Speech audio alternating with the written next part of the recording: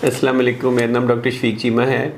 आज हम बात करेंगे यूरिनरी ट्रैक्ट इन्फेक्शन। बहुत सारे लोग हैं, बहुत सारी स्पेशली फ़ीमेल हैं जिनको बार बार पेशाब का या मसाने का इन्फेक्शन हो जाता है या यूटीआई हो जाता है। मेल में लेस कॉमन है, लेकिन अदरवाइज़ पूरी दुनिया में हज़ारों करोड़ों लाखों लोग हर साल मल्टीपल टाइम उनको यूरिन इन्फेक्शन होता है। और कुछ लोग ऐसे होते हैं जिनमें बार बार होता है। तो इस वीडियो में हम बात करेंगे कि उसको कैसे प्रिवेंट कर सकते हैं, कैसे रोक सकते हैं कि किसी को बार बार इन्फेक्शन ना हो। सबसे पहले तो जानने की ज़रूरत है कि बार बार इन्फेक्शन होता किस वजह से है।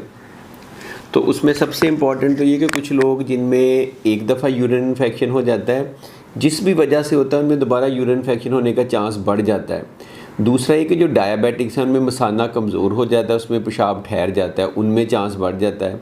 तो ये कुछ कंडीशन की पहले बात करेंगे जिससे यूरिनरी ट्रैक्ट इन्फेक्शन होने का चांस बढ़ता है और बार बार होने का बढ़ता है। इसी तरह औरतों में उनकी एनाटमी कुछ इस तरह की है कि उनमें चांस ज़्यादा होता है मर्दों की निस्बत।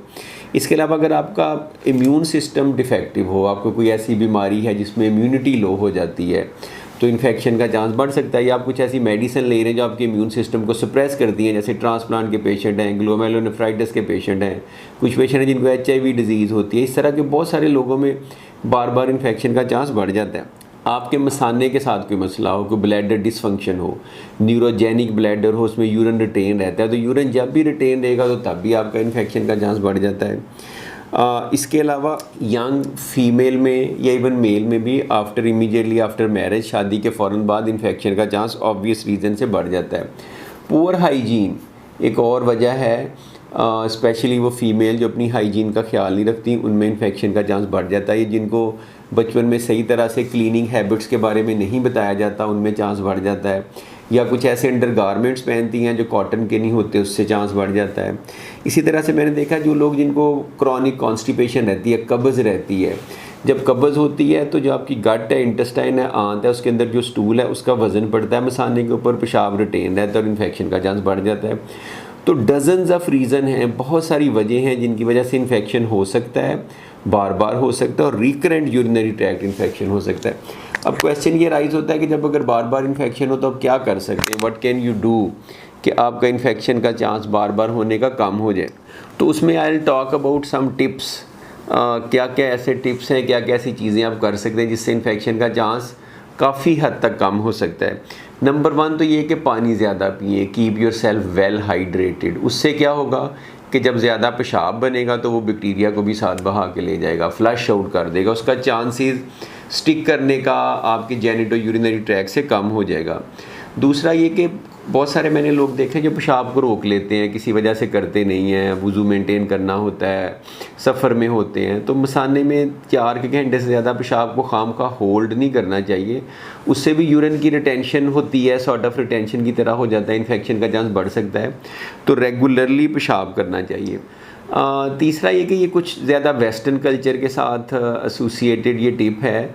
हम तो अच्छी तरह से पानी से वॉश करते हैं, तो वो पानी से वॉश अच्छी तरह से करना चाहिए और जो पेशाब वाली जगह है वो आगे से पीछे की तरफ धोनी चाहिए। काफ़ी लोग इस तरह करते हैं, बाहर तो वाइप करते हैं, तो उसमें भी फिर चांस होता है कि अगर वो बैक से फ्रंट की तरफ वाइप करते हैं तो जो आपकी गट के इंटेस्टाइन के रेक्टल बैक्टीरिया हैं वो आगे पेशाब वाली नाली की तरफ आ सकते हैं। तो ये वाइपिंग का, क्लीनिंग का, धोने का ख्याल रखना है। इस तरह से जो मैरिड लोग हैं, शादीशुदा लोग हैं, कपल हैं, उनके लिए ज़रूरी है कि जब मियाँ बीवी का मिलाप हो तो उसके बाद जो है ना वो पेशाब कर लेना जाके बाथरूम में। उससे भी चांसेस हैं कि अगर कोई बैक्टीरिया ट्रांसमिट हुए तो वो यूरिन के साथ फ्लश आउट हो जाएंगे। बाहर के मुल्कों में काफ़ी जो है ना, हम तो शावर लेते हैं, पानी ऊपर फेंकते हैं, कुछ टब्स में बाथ लेते हैं। वो जो टब में बाथ है उसमें भी चांसेस होते हैं इन्फेक्शन ज़्यादा होने के, कंटेमिनेशन होने की वजह से और वजहों से। तो शावर लेना चाहिए, पानी ऊपर डालना चाहिए और अच्छी तरह से अपनी हाइजीन का ख्याल रखना चाहिए। कुछ और ऐसी डिवाइसेस यूज़ होती हैं फ़ॉरेन कंट्रीज़ में, जैसे डूशेस हैं, उसकी वजह से इन्फेक्शन का चांस बढ़ जाता है। कुछ लोग ऐसे स्प्रेज यूज़ करते हैं लोकल एरिया में जो इरिटेट कर सकते हैं वेजिनल बैक्टीरिया फ्लोरा को, उससे इन्फेक्शन का चांस बढ़ सकता है, उनको अवॉइड करना चाहिए। एक और टिप ये कि जब आप जो अंडर पैंट्स पहनते हैं स्पेशली फ़ीमेल, वो कॉटन के होने चाहिए। जो सिंथेटिक फाइबर के, नायलॉन के, रेशमी होंगे तो उनके अंदर से हवा का गुज़र नहीं होगा और उसकी वजह से मॉइस्चर क्रिएट होगा, नमी होगी और उससे इन्फेक्शन होने का चांस बढ़ सकता है। नंबर 8 में ये टिप है कि कभी कभी अगर आपको बार बार इन्फेक्शन होता है, महीने में 1-2 दफ़ा होता है, तो आपका डॉक्टर आपको प्रिवेंटिव एंटीबायोटिक्स दे सकता है, प्रोफिलैक्टिक, कि लो डोज में आपको 6 महीने के लिए एंटीबायोटिक वो शुरू कर सकता है ताकि आपको बार बार इन्फेक्शन ना हो। लेकिन वो एंटीबायोटिक बड़े तरीके से लेनी होती है, कौन सी लेनी है वो कल्चर की बेस पे लेनी होती है। मेन डोज जो रेगुलर डोज है उस पर नहीं लेनी होती, कम डोज पे लेनी होती, तो उसके बड़े there are things attached with it, तो वो भी अच्छे नेफ्रोलॉजिस्ट की केयर के अंडर होना चाहिए। एक 9th टिप ये हो सकता है कि काफ़ी मैरिड कपल को हम रिकमेंड करते हैं कि इमीडिएटली आफ्टर जब मियाँ बीवी मिलते हैं तो अगर उसके बाद हर दफ़ा उनमें इन्फेक्शन होने का चांस होता है तो वी रिकमेंड कि कुछ प्रोफिलैक्टिक एंटीबायोटिक हम ऐसी सजेस्ट करते हैं कि उसके बाद अगर एक दफ़ा ही ले लें तो फिर इन्फेक्शन होता ही नहीं है। या कुछ लोगों में जिनमें बार बार होता है उनमें हम ये भी कहते हैं कि at the start of symptoms आप फौरी तौर पे एंटीबायोटिक उनको हम बता देते हैं, वो ले लें तो फिर proper full blown urinary tract infection नहीं होता।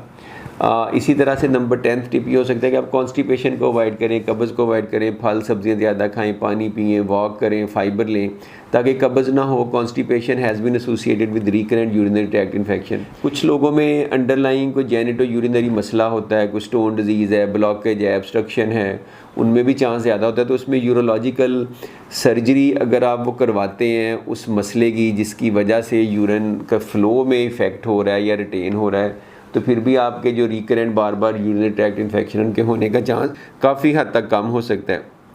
एक और चीज़ मैंने देखी है, अच्छा जो चीज़ें आपने नहीं करनी, 3 चीज़ें मैं बताता हूँ which you should not do, doctor से मशवरा करें। एक तो खुद एंटीबायोटिक ना लें, बहुत सारी एंटीबायोटिक के अगेंस्ट रेजिस्टेंस डेवलप हो जाती है, बार बार सिमिलर एंटीबायोटिक लेने से फिर वो वर्क नहीं करेंगे, तो ये मिस्टेक है।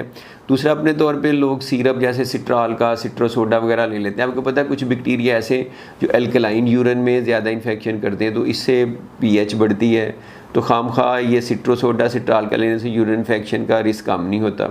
और तीसरा जो सबसे बड़ी मिस्टेक है लोग करते हैं वो क्रैनमैक्स या क्रैनबेरी साशे या जूस यूज़लेस है, बिल्कुल इस्तेमाल करने का फ़ायदा नहीं है, शुगर बढ़ती है, इन्फेक्शन ठीक नहीं होता।